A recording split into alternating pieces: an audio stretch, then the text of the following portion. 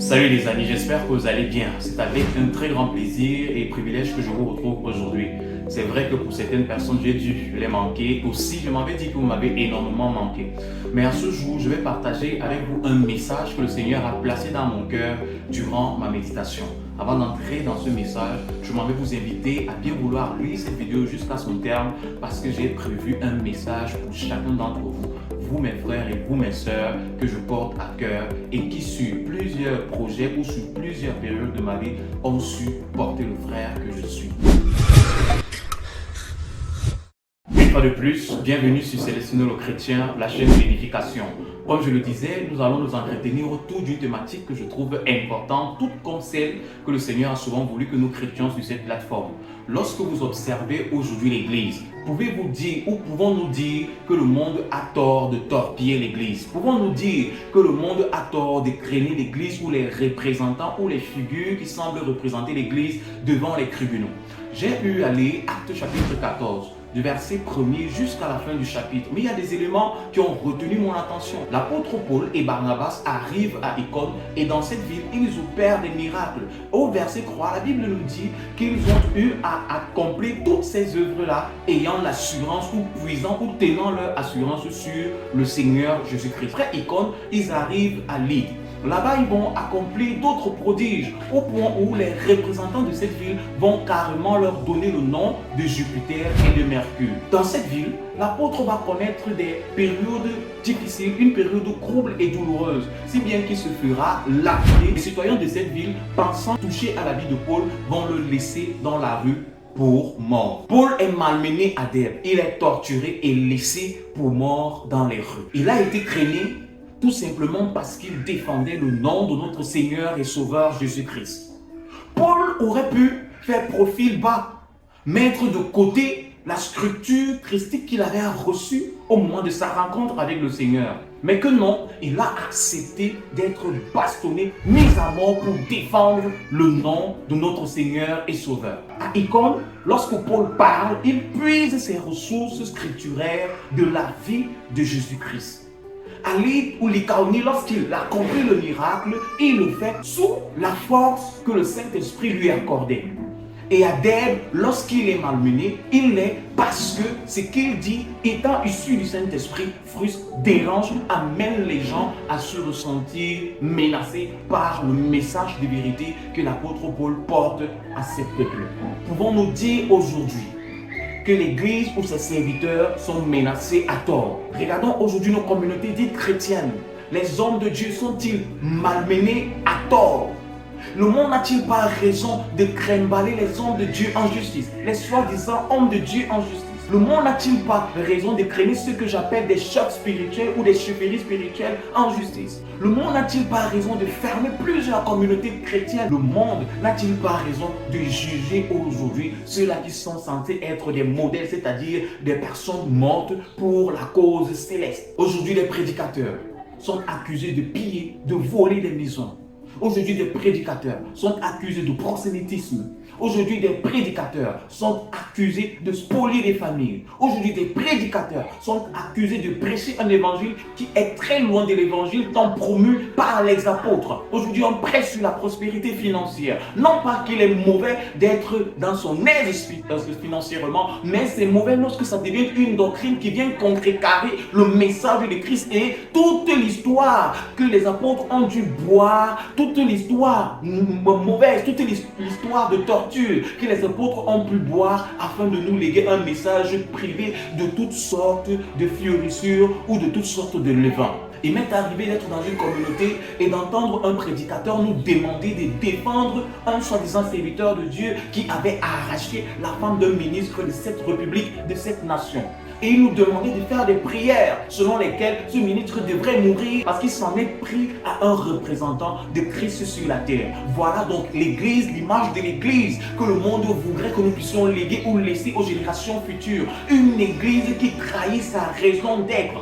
L'unique et seule raison d'être de l'Église, c'est de parler de Jésus-Christ et de présenter le Christ avec des meurtrissures comme le Christ a lui-même fait. Le monde n'a plus tort d'accuser l'Église aujourd'hui.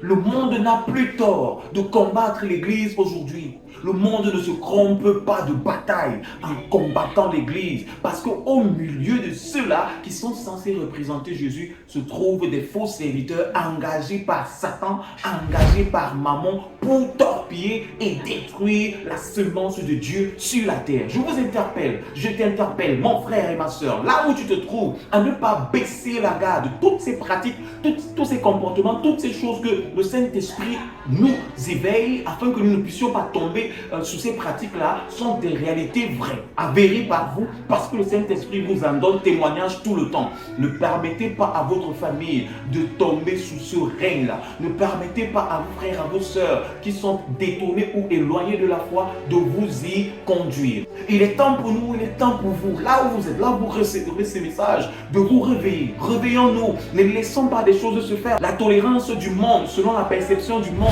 n'est pas une tolérance que nous devrions appliquer dans des choses spirituelles. Quand c'est mal, c'est mal. Quand c'est bien, c'est bien. Sortons de l'émotivité qui nous pousse à déifier les hommes, à leur présenter comme étant des dadis, comme étant des personnes par lesquelles notre salut pourrait venir. Personne ne peut être votre sauveur. Personne ne peut être notre sauveur. Et il y a un sauveur qui a offert sa vie pour que nous, en retour, nous puissions marcher en défendant les intérêts du royaume de Christ. Où est passée votre marche, votre contribution pour que le royaume de Christ avance, notamment dans le gain et le salut des âmes? Aujourd'hui, les prédicateurs sont impliqués dans des affaires de trafic d'ossements humains. Les prédicateurs sont impliqués dans les affaires magiques. Les prédicateurs sont impliqués dans des orgies. Les prédicateurs sont impliqués aujourd'hui dans des pratiques mystiques, dans des sectes. Voilà le chemin que ces prédicateurs sont en train de montrer aux jeunes serviteurs, à nos enfants qui naîtront demain, à ceux qui sont déjà nés. Voilà le nouveau chemin, voilà le nouveau paradigme. La seule manière de servir le Seigneur Jésus-Christ, il faudrait être sale dans cette génération.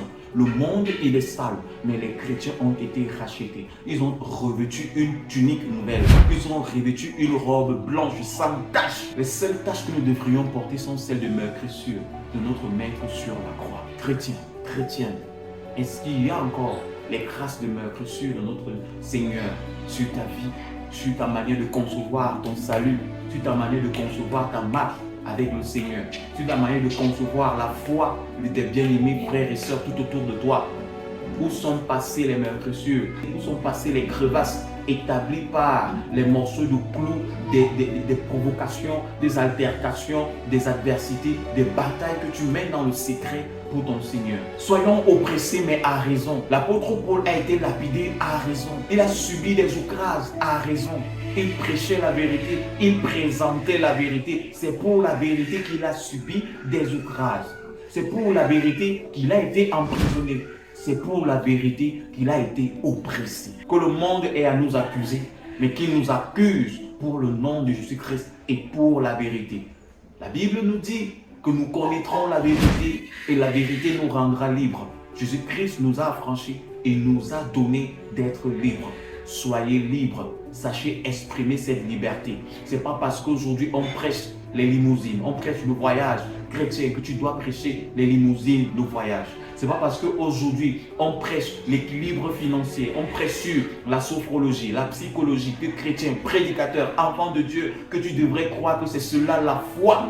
Prêchons la foi et non la foire chrétienne. La chrétienté, c'est toute une vie et ce n'est pas rien d'être chrétien. Là où vous êtes, levez-vous.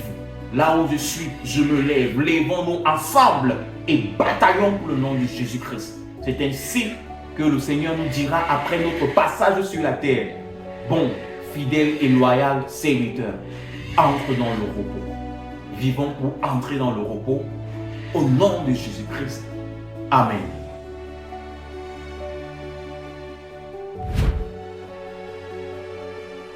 Merci à tous ceux qui ont pu regarder ce message jusqu'à la fin. Je m'en vais vous remercier, vous tous qui nous avez soutenus dans ce projet que nous portions l'année dernière. Je parlerai à la première personne que je portais par la grâce du Seigneur l'année dernière, qui est celui du mariage. Comme vous pouvez le voir, le Seigneur a permis que votre frère se marie depuis décembre dernier. Et depuis cette période, nous sommes dans des batailles. Et comme j'aime à le dire, il est bien d'entrer dans des bénédictions et ne jamais oublier de rester lucide en ce qui concerne les implications qu'apporte cette nouvelle bénédiction ou responsabilité que le Seigneur accorde à chacun d'entre nous enfants de Dieu.